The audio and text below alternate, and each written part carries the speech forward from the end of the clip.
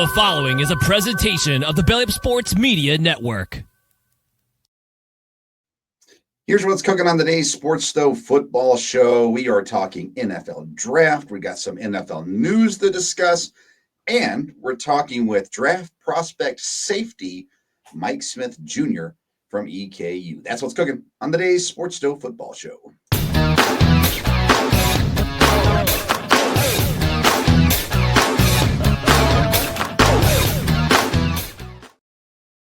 Welcome into an all-new edition of the Sports Stove Football Show presented by Righteous Felon Jerky. Join the flavor revolution at righteousfelon.com. Use the promo code STOVE15, that's STOVE15, to get 15% off your purchase. Welcome into another Thursday evening football talk, and I'm Vince Stover, joined as I am every week by my dad, Dale Stover. Dad, how you doing? Doing good. And like I said, there's so much sports stuff going on, but football, stuff happening every day and getting ready for the draft. I try to keep up with things there at Green Bay in a couple different ways. And boy, they're starting to build everything now and close roads and everything's heading that direction. So boy, going to be a lot of excitement up there in the city and the people involved there. And of course, the people that visit, I think, will really get a unique experience. And hard to believe, 3 weeks from tonight, and we'll be drafting, and that's always fun. So. Yeah, I think, draft weekend is one of my favorite off-season weekends. You get the Thursday night. I like they spread it out 3 days. You get the Thursday night and the Friday night. There's so much coverage on those. And then Saturday, it's just kind of, on in the background, keeping an eye out more for specific people. And then, of course, the team that you cheer for as well. And in a few minutes, we'll talk with Mike Smith, and he's preparing for the draft, hoping to have his name called this year. And so we'll talk to him about that process, what it's been like and what he's experienced, what he's hearing, all that kind of stuff, his expectations, those kinds of things going into draft weekend. And of course, we'll talk a little bit more about the draft after our interview with Mike. But Dad, some other NFL news came across the wire these days. Dak Prescott has, some would say, a new backup, others competition. But Joe Milton gets traded from the Patriots, who signed Joshua Dobbs not too long ago, down to Dallas. And, Milton's an intriguing guy because he had that game at the end of the season, and some Patriots fans that I talked with were, they'll just get over it, all that kind of stuff. It was a good game, sure, but who is he playing against and all that kind of stuff. So Joe Milton, though, goes to Dallas. Dak Prescott's a guy that's had a lot of injury issues over the years. And Dallas, Cooper Rush has been there for a while. He goes to Baltimore. Trey Lance, a free agent. So I don't know. How intrigued are you about the Joe Milton to Dallas trade? Well, I think it's good for Joe Milton. I think it's a good place for him. Again, Dak Prescott, you look at Cooper Rush, we've seen him several times over the last couple of years.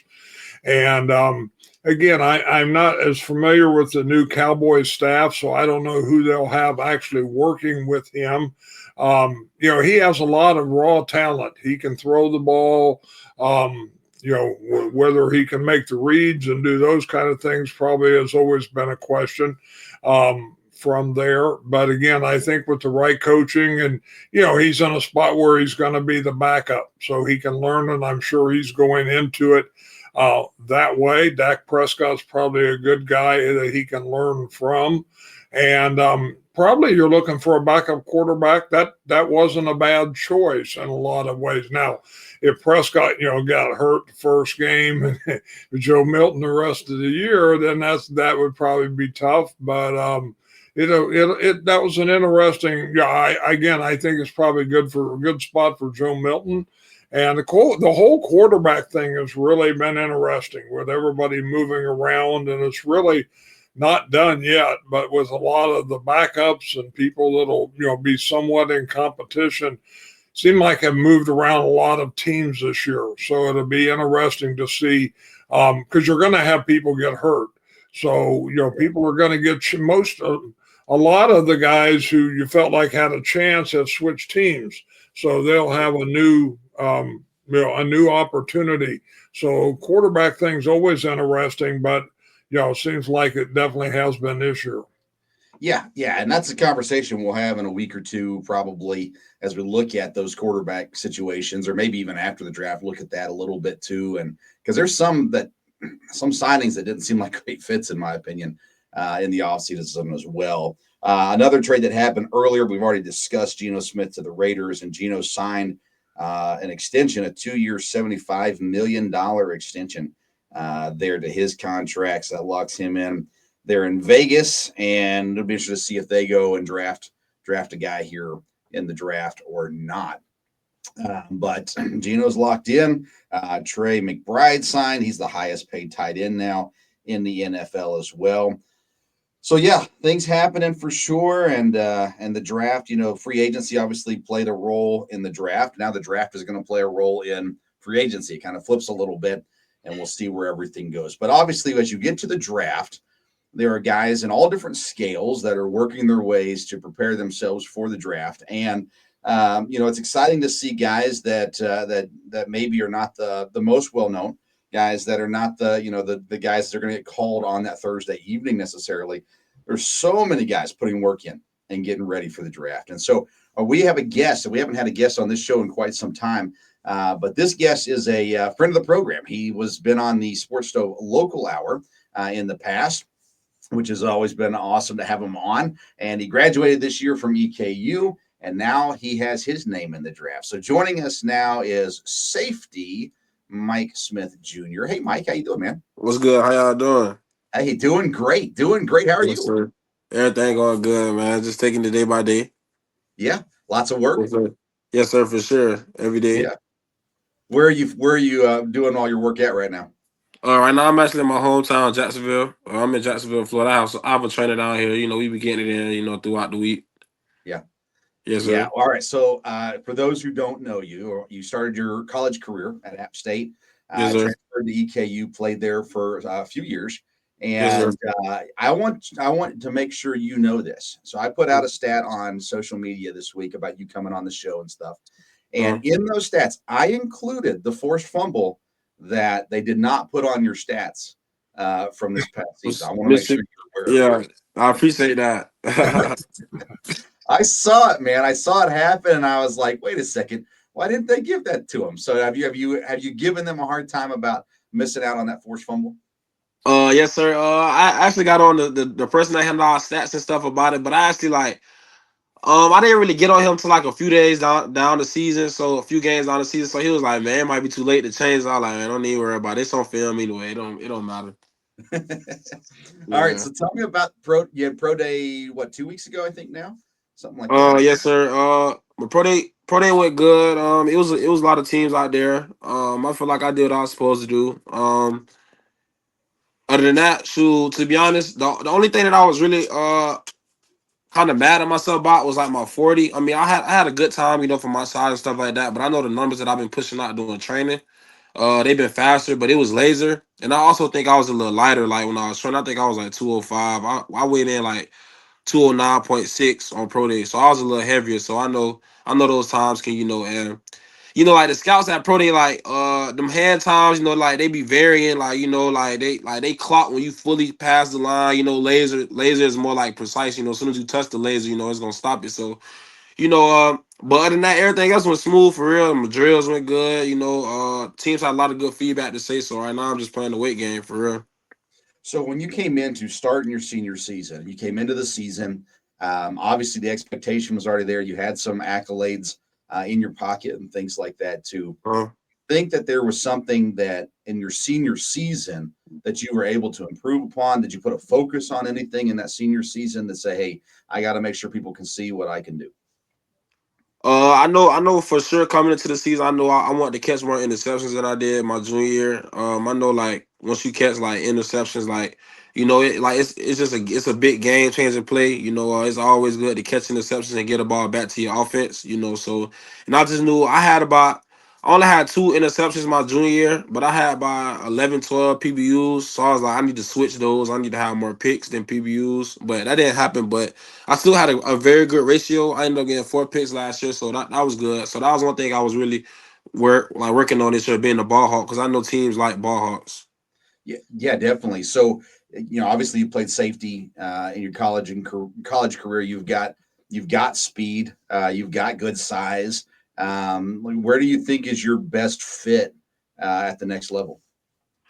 Next level, I feel like it depends on the scheme, like whatever defense I go to, some like certain teams defenses varies, but like I feel like I'm a versatile player. Like I grew up playing linebacker, got a little taller, started playing corner. I was a 3-star cornerback.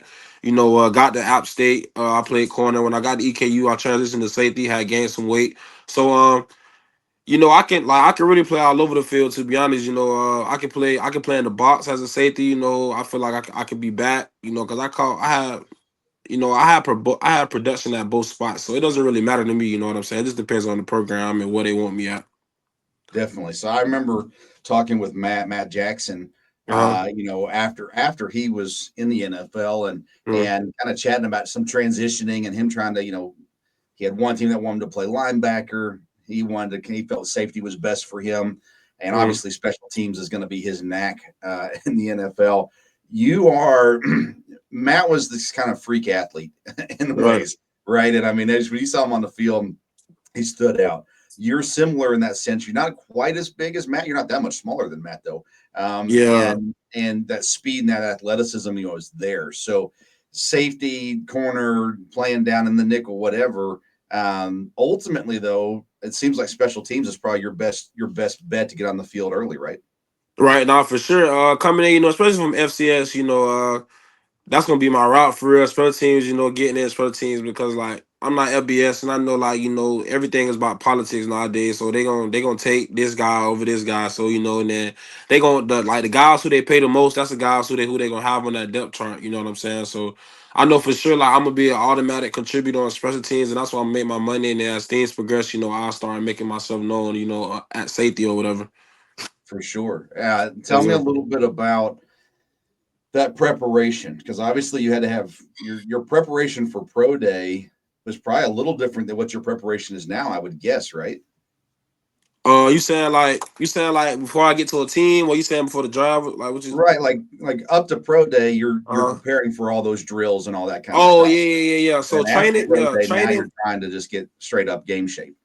Yeah, facts, facts. So before, yeah, of course, like before pro day, everything was just like working on my technique with the 40, working on my vert, working on my 5, 10, 5s, all that, But now it's just kind of just going back to the usual, like how I will prepare before a season. You know what I'm saying? Because I am essentially getting ready for another season. You know what I'm saying? So just staying in shape, working on my techniques, my breaks, working on my ball skills, just steady like watching film, just learning as much information as I can, before I get to the team so I can be as sharp as possible when I get there. Do you have a plan for draft weekend? You hanging out with family? Like what's going on? Drive weekend. My family and I actually we gonna get like an Airbnb, probably like in Jacksonville Beach somewhere. Just hang out. Like get all the family around each other. And just see how everything plays out for real. I would know more information about the drive. Close to the drive. I've been talking to my agent and stuff like that. He had said I checked every box. You know what I'm saying? All the scouts said I checked every box. So it's just a weight game now. Like the teams starting to have their meetings now, where they putting their players on the board. So you know.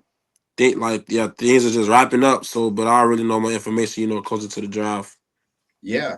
So, what kind of conversations were had since the season? Leading up to the day. Have you had any like really cool conversations? Maybe a coach that you didn't think you'd meet, or somebody like that. Somebody that came along. You had a conversation that really kind of was a neat experience in this whole long realm of draft experience. Yes, sir. I would say I had a dinner with the Cowboys like the day before pro day. They DB coach actually came to Eastern Kentucky. The day before pro day, he was at pro day too. But I had a dinner with him. We went to Kodos in Richmond. We had a nice sit down dinner. Just discuss things. it was it was a cool experience. I kind of picked his brain, by like how his style of coaching is, and he had me on the board and stuff before we went to dinner. Like we had went to the facility, we had watched some film. He had drawn one of his defenses, and I had to like recite everything back. So that was a pretty cool experience. I'll probably say like that's the most that stood out for real because that was kind of like more of a one-on-one type of thing. Yeah, man, that's awesome. Yes, Dad, yeah, Mike, you've never been on with my dad before, but Dad's here too. Dad, you got oh, yeah, it was questions? good. Hey, good to meet you. Yes, sir, for sure. You got Yeah, any questions, Dad? Yeah, Mike, have you been into any facilities for pre-draft visits yet? Has any teams had you in yet?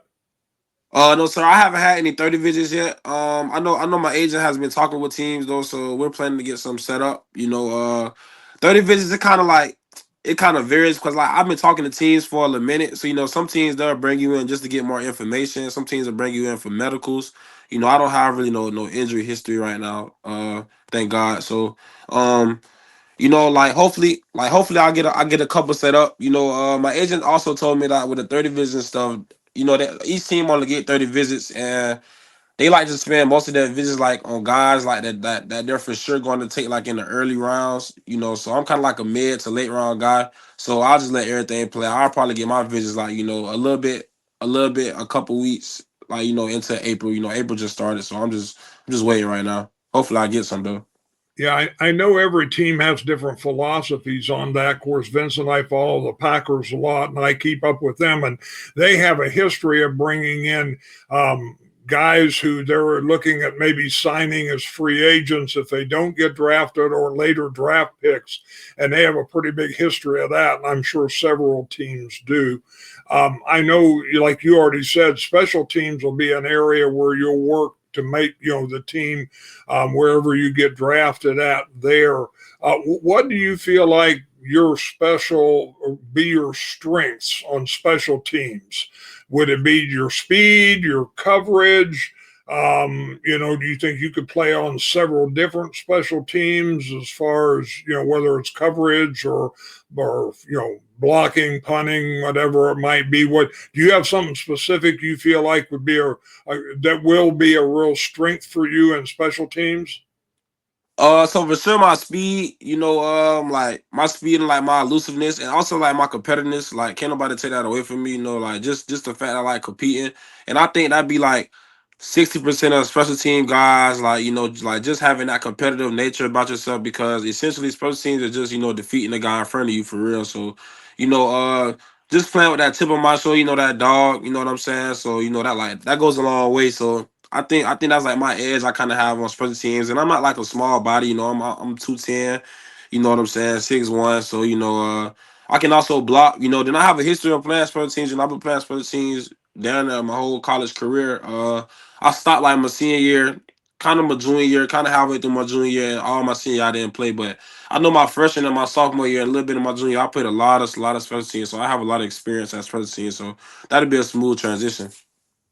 Yeah, and of course, it's changed a lot in the NFL with the kickoffs now. Yeah. Even changes what they ask players to do. From what I've heard from the Packers special teams coach, a lot of it on the kickoff has to do with just being in the right place, having the right hand placement. That seems very, very critical on that part of it. Of course, then punts would be the same. So, anyhow, hey, good to meet you, Mike, and good luck in the draft. Yes, sir, for sure. Nice meeting you. All right, so Mike, you've got some past teammates, right, that are in the league right now. Yes, You got sir. Matt, who we've talked to several times. You got Josiah, who was with the Saints last year. You've got teammates that are going through this process as well. Is there anyone that you've called on, whether it's teammates or other people that that you've said, "Hey, give me some advice," or just to kind of get some feedback on, because I'm sure your agent's doing this too. It sounds like you have your expectations set. But I talked with Matt a lot about his draft process, and they were sitting there waiting, and didn't come. Thankfully, he got the opportunity afterwards, of course, as well. But have you talked with other people about the experience of draft night? Yes, sir. I have discussed I have some past teammates, at App State too. Jamar Chin Charles, he played cornerback. He's actually at the Seahawks right now. He got drafted like 5th round. I was talking to him about the process and stuff, how did it go? Did you do this? Did you do that? Just kind of picking his brain. But essentially, he couldn't really help me too much because around that time it was COVID, so Yeah. stuff was a little different. You know what I'm saying? But he kind of laid the foundation to me though. You know what I'm saying? Let me know how things go. Of course I have other people I talk to Matt Jack sometimes, on Instagram. We fight each other on Instagram and stuff like that. Yeah. I know he'd be busy though. I don't know what he'd be having going on, but I know I talked to Sean Jolly. He played for the Rams right now. He played cornerback. He was at App State too. Talked to him about just the agent process and how that work, and then just the process of just making a team and what they be looking for and all that. So I for sure I picked a lot of people's brains during this process. Yeah, I'm always intrigued because I mean, I was not an athlete, so I never had any kind of opportunity like this. And to me, I've always imagined how cool that process will be, and waiting to hear your name called and those kinds of things as well. And I Yeah, love talking with Matt about the phone calls coming in the 7th round about teams that wanted to sign them, and that yeah, process, how fast it went of trying to figure out which team's the best fit, that kind of stuff too. So yeah. tell me, when you get your name called, what's the first thing? Obviously, you're going to hug your family, all that kind of stuff. But have you thought about then what? Like, now what do I do? Like, do you go look at the roster and see who else is there? Do you look at the coaching staff? Like, have you thought through, man, after the name's called, what's going to happen? After the name call, I know it's gonna be nerve wracking for sure. I know it's gonna be a lot of emotions going on.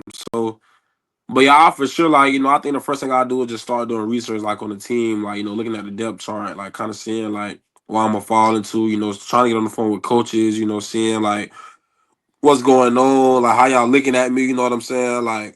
Where y'all have me at right now, because at this point, I'm actually on the team, so it's about business now, because all the fun part over, it's actually time to put in that work, because Yep. it's cool making it to the league and stuff, but you gotta last in the league for sure. Yeah. Which of your family members has been the most excited in this process? Uh, I'll say my mama for sure. My dad, he kind of like me, he real chill, humble. I know he real happy too, but I know my mama she been the main one, just checking in, everything good, just making sure I'm straight. You know what I'm saying? Yeah. So I for sure say my mom. She always been the person I go to, first when it comes to something. So I'm a mama's boy, so it be my mama for sure. Sure, that's awesome, man. Yes, I'm sir. excited for you. I really am. I've been just kind of following your process through social media and stuff like that Yes, sir. along the way. And I moved back in March up north, so I'm about an hour and a half from Chicago, 3 hours from Green Bay, and so I'm hoping that you end up somewhere close. Yeah, So I'm yeah, for sure, for going to sure. see you as well. But dude, I'm so happy for you. You've had a great career, an absolute blast to watch in college. And Yes, sir. like I said, you've got all the tools and everything that you need. Like you said, you've been checking those boxes. And so I'm excited for your opportunity, man. And I hope that you get your name called, you get in a good spot, and we'll be cheering you on Sundays in the months ahead, man. So congrats, good luck, all those good things. And man, hopefully we'll be seeing you on Sunday soon. Yes, sir, for sure. Thanks for having me. Y'all have a good one. Yeah, you too, Mike. Thanks, man. All right, yes, sir. Mike Smith Jr., he is a safety. Just finished up at EKU, Eastern Kentucky, and now waiting for the draft to hit, and excited to see where he ends up and how everything works out for Mike Smith Jr. Dad, I know, again, we kind of geek out over drafts and things like that, and I'm just telling you, this kid's an athlete. He's more than an athlete, but he's an athlete. He's got the speed. And I did see his numbers from his pro day, and I was a little surprised at him. I think it's 4.5 or 4.53, maybe something, I forget. And I know he's faster than that, so I was like, oh, that stinks for him. But there's still good speed, and I'm excited to see what ends up for him for sure. Watching him play in college, he definitely stood out on the field. You can tell, watching those college games, some guys that stand out. Mike definitely did that, so that was cool. Yeah, he seemed like a very nice guy and very, he seemed very calm for the situation there, confident, definitely not cocky at all. And, I mean, he knows you're going to be a, third day pick if he's a pick. And, but seemed like he's gotten good advice. Do you know at EKU how many different scouts were at the pro day? I feel like I heard high teens, like 18, 19. I could be wrong on that. I don't remember exactly. What they do is they schedule it the day before, or they sandwich right in between Louisville and UK. And so that everyone's in town for Louisville and they're going to stick around for UK, and they come through EKU and stuff like that too. So I thought it was 18, 19, but I'm not sure. And of course, the scouts came through all season long. They had every team come through at some point during the season as well. So, Mike, and then there's Peyton Collins, who's a left tackle, 5-year starter at EKU at left tackle. So he's hoping to get his name called too. I think Mike has the best chance out of the group this year, and I've heard his name as high as 4th round. That was early in the process, and there's a lot of safeties. And if he can play down in the nickel or something like that too, which I think he can, he had a good showing. I didn't even ask him about the East-West Shrine game that he played in. He had a good showing there that weekend as well. So, I'm looking forward to watching the draft and seeing his name get called. We saw Josiah was a right tackle at EKU. He got drafted in the 7th round last year by New Orleans. So got to hear his name called last year. So I really hope Mike gets his name called, and hope he gets in a good spot. I was thinking in those conversations I've had with Matthew Jackson, who's now down in Jacksonville, he didn't get drafted, but he got to pick his spot. He ended up signing with Tennessee, and he had 3 different opportunities where he wanted to go. And ultimately at that time, Tennessee made the most sense for him, just with their roster, the coaching staff. It was close to home, all those kinds of things. Jacksonville was the other team that he was looking at. He ended up signing with Tennessee, went through the whole season with Tennessee, even played a few games there. Then the last final cuts last year, Tennessee let him go. He signed on with Jacksonville then and spent the whole season in Jacksonville. So it's all about opportunity, getting in the right spot. And I think Mike, with his athleticism, anywhere he goes, he can be an impact player on special teams to start, and then works his way onto the field, because he is, I'm telling you, Tad, he said it, 6'1", 210, and he's got speed and athleticism to go with it. So, pretty cool stuff. Pretty cool. Yeah. When it gets down to the end of the draft, it's kind of a two-edged sword. I said, if you haven't been picked yet through the 6th round, then sometimes I think some people want to say, well, hey, don't get drafted and you can pick your place on your spot. But I also know that when a team invests a draft pick in someone, they don't want to let that person go. A lot of times people the 6th, 7th round hang on just because, they've invested in them there. So it's kind of hard to know which way to go. When he was talking about having, coverage skill and playing cornerback and stuff, linebacker, it seems like in defenses now, flexibility, that's a really big thing. Yeah. I know the Packers last year, their first safety they drafted, I believe the 2nd round or 3rd, Bullard from Georgia. He's a safety, but he played more slot corner than anywhere else. And they always have these guys, in a linebacker role, at different times, and they want people to come up and tackle. So it sounds like he really has the flexibility. I can see them being him having interest from there. So, be interesting to see. Like I said, a good spot, probably a team that doesn't have a lot of safeties. We'd love to see him at Green Bay. Green Bay's pretty strong in safety right now. So, the backups and everything like that. But hopefully he'll have a good spot. And, seems like a very, very nice guy. I think he's been, sounds like well coached there in college and was in a good situation. Where did he go before EKU, you said? Appalachian State. Oh, and that's a very good program too. Yeah. They turn out guys in the pros every year, so that's good. Yeah. Yeah, Mike's one of those guys. Well, in today's college football, our professional football, you have, like you said, you got to be able to cover. Everyone's going spread, and then the quarterback's running, right? So you got to be able to do 2 things. You got to be able to cover. You got to be able to run fast enough to catch the quarterback if he takes off and runs. And I think Mike, his strength, in my opinion, is coverage for sure. And he's just really good at it. He is a ball hawk, and I think he's got a ton of potential. Again, great size goes into it, so that's neat. That's neat too. So, that was awesome, Mike Smith Jr. And we'll be looking for his name here in a couple of weeks for sure. Dad, one of the things I keep talking about, I've been doing these mock drafts. I put out two of them so far. I put out the Sports Stove big board, all that kind of stuff. It's all on social media at Sports Stove if you want to follow there. Last time we talked about the draft, I just said, man, I'm having this hard time with Sheduer Sanders trying to figure out where's he going to go. And still, there's all these smoke signals, right? It's he could go at number 2 to Cleveland. He could drop down into the 20s. Some people are saying as well. I have come to the conclusion, Dad, he doesn't make it past number 3. I think the Browns could take him. I don't think that they will. But the Giants at 3 seems like that spot that I'm not sure. I just don't think he gets past it. And we were talking on the phone this week, and I kind of held off on this conversation a little bit because we were going to talk about on the show. They signed Jameis Winston. They signed Russell Wilson. The thought process with that is, okay, if they draft Sheduer Sanders, he will not be starting week 1. Like that, he's just not going to be starting week 1. That being said, what I look at is like, okay, Jameis Winston, what makes the most sense to me at least, Jameis Winston has a relationship with Dion. Jameis played at Florida State. When Jameis had his legal issues with the stealing of the crab legs, Dion came and talked to him.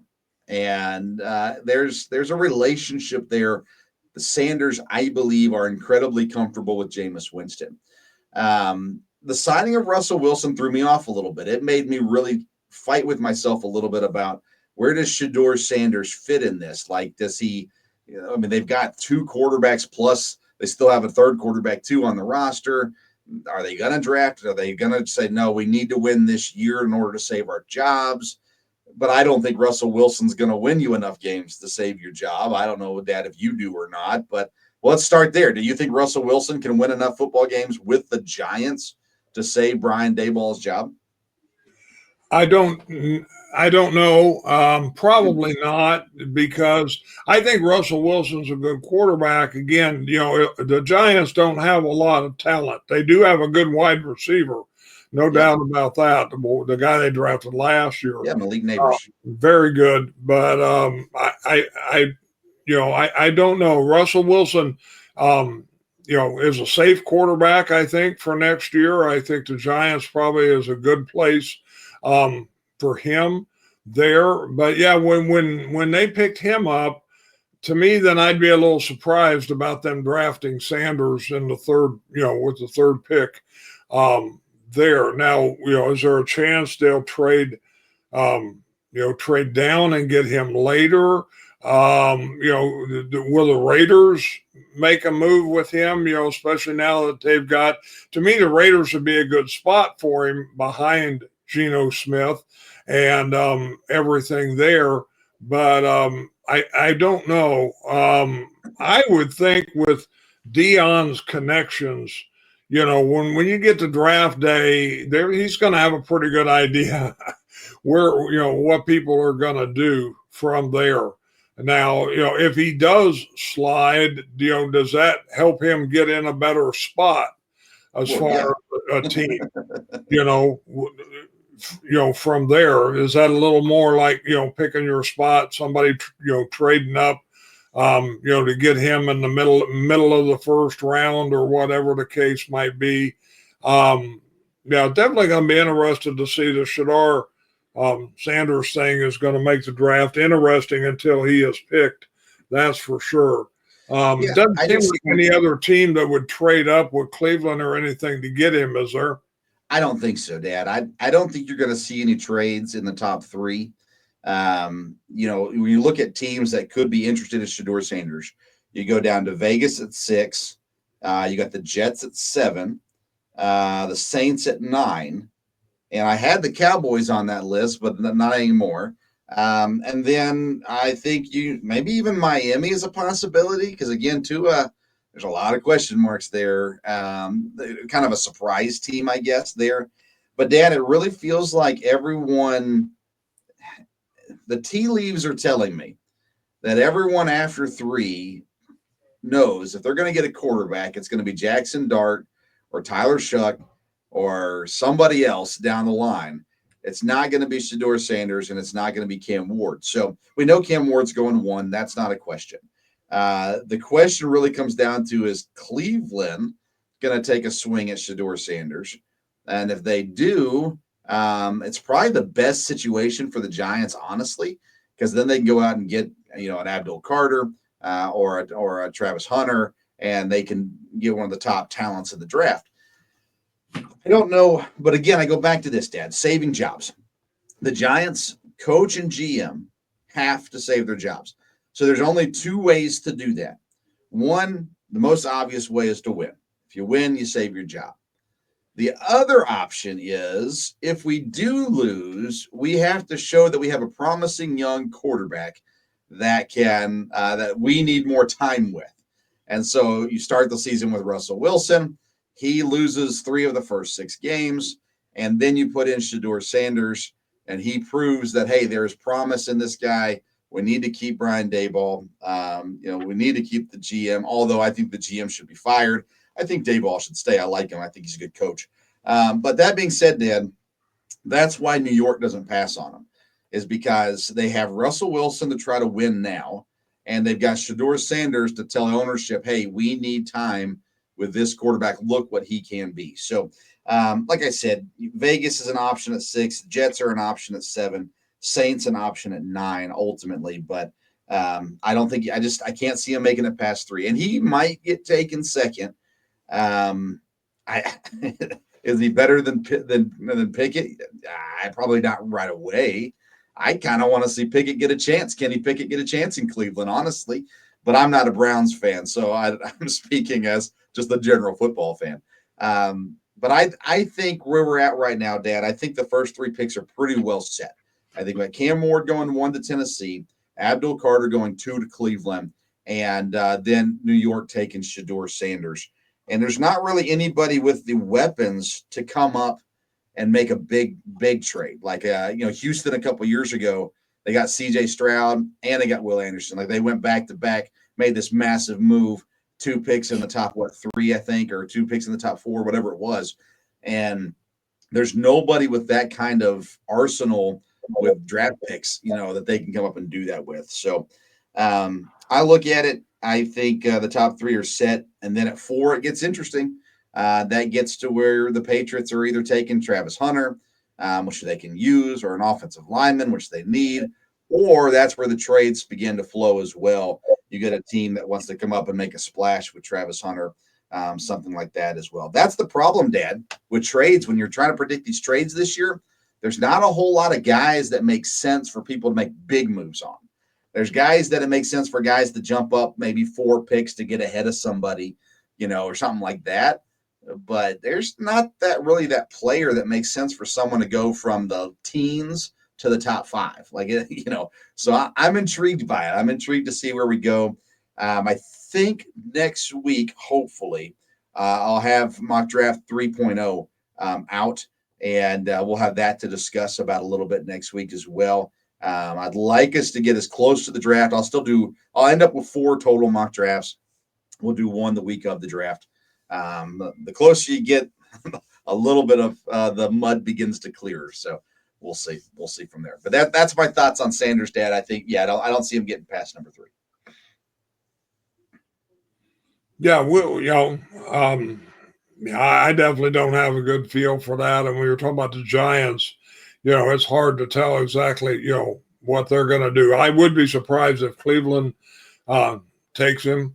And, it doesn't look like there's anybody that'll come up into that spot. Like you said, on the rest of the first round, especially early on, I think people will move up. Maybe not as much for a specific player as it is position or a player in a certain position, someone that, really needs an offensive lineman, and there is an offensive lineman they're sold on, a lot of edge rushers in this one. So, a guy that a specific somebody they want, they may go up 5 spots, 6 spots to get him. So we may see a lot more movement.